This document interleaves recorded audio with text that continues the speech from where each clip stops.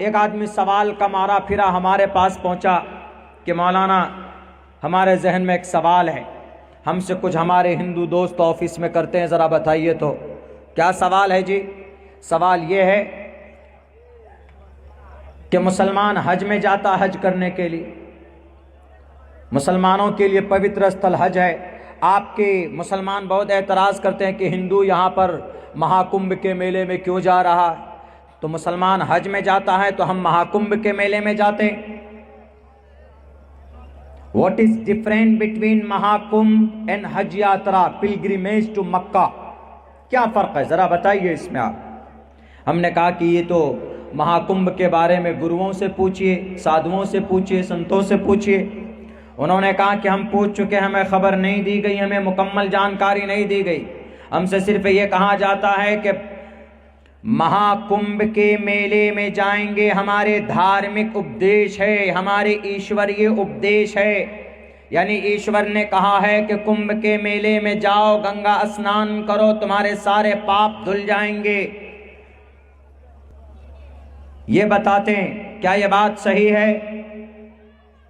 हमने इस पर जब तहकीक की, हमने कहा कि ये बात तो बिल्कुल ठीक नहीं है। इस तरह कुछ बातें ठीक है, कुछ गलत है। हमने कहा कि हज और कुंभ का मेला हमारे हिंदू भाइयों का कॉन्सेप्ट है। हमने उसको समझाया, हमने कहा कि ऐसा है, महाकुंभ, हज और कुंभ में फर्क है।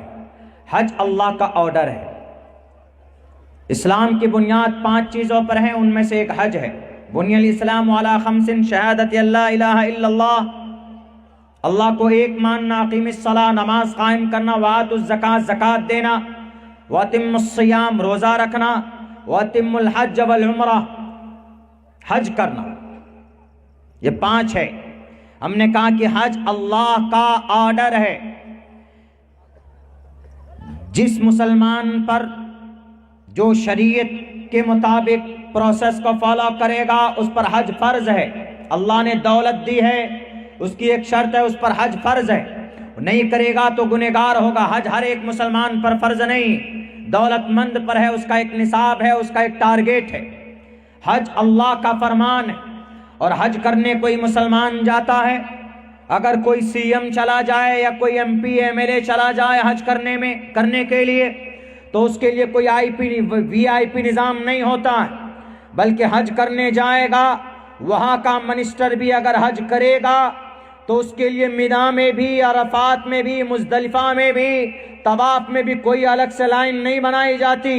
सब के सब एक लाइन से करेंगे। मिनिस्टर हो, बादशाह हो, पैसा वाला हो, अमीर हो कि गरीब हो, are equal, all equal in the sight of Allah, सब के सब बराबर सराबर। और महाकुंभ जो है, हमने जब इस पर तहकीक की, हमने कहा कि लफ्ज़ कुंभ, महाकुंभ का मेला ऋग्वेद में नहीं, सामवेद में नहीं, अथर्ववेद में नहीं, यजुर्वेद में नहीं, उपनिषद में नहीं है, पुराणों में नहीं है, भविष्य पुराण, कल की पुराण, मत्स्य पुराण, गुरुर पुराण, भागवत पुराण में नहीं है, यहाँ तक के महाभारत में नहीं, गीता में नहीं, रामायण में नहीं है। तो फिर इतना बड़ा त्यौहार जिसके अंदर में हिंदू, हमारे सबसे ज़्यादा अगर किसी त्यौहार में हिंदू भाई शामिल होते तो महाकुंभ के मेले में शामिल होते। 12 साल में एक बार ये कुंभ का मेला होता। तो उन्होंने कहा कि फिर क्या वजह है? हाँ, पौराणिक कथाओं में है, कुंभ के मेले में जाते हैं। हिंदू भाइयों का अकीदा है, कॉन्सेप्ट है, अच्छी बात है, उनका कॉन्सेप्ट है, उनका अकीदा है, हम उस पर आपत्ति नहीं करते। लेकिन उन्होंने एक बात ये कही कि मौलाना, कुंभ के मेले में जाएंगे और जाना चाहिए, हिंदू भाइयों को जाइए, अच्छी बात है, आपका अकीदा है, कॉन्सेप्ट है, लेकिन कुंभ के मेले में जाने के बाद अगर कोई नहाएगा उसके सारे पाप धुल जाएंगे? बिल्कुल नहीं। जैसे कोई मुसलमान हज करने जाता है किसी पर जुल्म ज़्यादती करके, तो क्या उसके सारे गुनाह माफ हो जाएंगे? हज करने की वजह से नहीं हो सकता। हमने कहा कि सेम यही कॉन्सेप्ट कुंभ के मेले का। कुंभ के मेले का चर्चा पौराणिक कथाओं में, लफ्ज़ कुंभ ऋग्वेद में सिर्फ एक जगह पर इस्तेमाल हुआ है, बिबिधा सर्वम नवमिन्नी कुंभः। इंद्रजीत देवता जो जल का परमात्मा है, जल का देवता है, यानी पानी का खुदा, वो इंद्रजीत देवता पहाड़ों से भी, पहाड़ों को घड़े के तरह तोड़कर पानी निकालता है। किन के लिए? मनुष्य के लिए। ये जो कुंभा इस्तेमाल हुआ है वेद में, ये कच्चे घड़े के लिए इस्तेमाल हुआ है। ये प्रयागराज के लिए कुंभ के मेले के इस्तेमाल नहीं हुआ। पौराणिक कथा में ये बात लिखी हुई, यानी पुराने किस्सा कहानी में ये बात लिखी हुई कि 12 साल में एक बार कुंभ का मेला होता, और ये कुंभ का मेला सिर्फ 4 शहर में होता है, हरिद्वार, प्रयागराज, नासिक, उज्जैन के अंदर।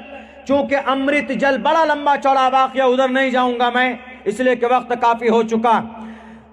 ये अमृत जल जो आसमान में लड़ाई हुई थी जैंत की, इंद्रजीत के बेटे और राक्षसों की अमृत जल को प्राप्त करने में, तो वह अमृत जल जो आसमान से गिरा था तो 4 शहर में गिरा था।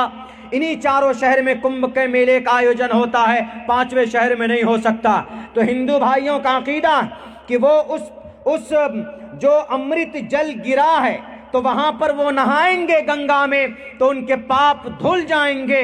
हिंदू भाइयों का ये कॉन्सेप्ट, ये अकीदा अच्छा, उनके हिसाब से उनका अकीदा अच्छा हो सकता, लेकिन मेरा मानना, ऋग्वेद में भी कई जगह पर यह बात कही गई, अगर कोई हिंदू भाई या कोई मुसलमान, अगर कोई हिंदू किसी का मर्डर करके या किसी की जमीन बेईमानी करके या किसी का पैसा बेईमानी कर लेता या किसी को बुरा भला कहता, और इस तरह निहत्तों पर अत्याचार करके अगर 100 दिन तक गंगा में पूरी जिंदगी बल्कि कोई डुबकी लगाएगा तो पाक नहीं हो सकता।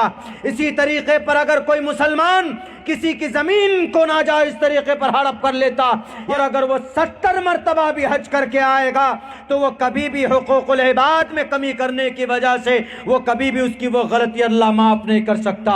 आप क्या समझते हैं कि हम किसी की जमीन नाजायज तरीके पर हड़प करके चले जाएं वहां पर हज में और रब के सामने गिलाफ पकड़ कर काबतुल्लाह का रोए और गिरगिराए और कहें कि अल्लाह मेरे गुनाह को माफ कर दे?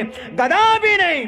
क़यामत की सुबह तक अगर कोई अपने आंसुओं को गिराएगा काबतुल्लाह के नीचे बैठकर तो हुकूकुल इबाद को रब माफ नहीं कर सकता। हिंदू भाइयों, अगर आप सुनते हो तो सुन लीजिए, ये पैगाम रब और परमात्मा का।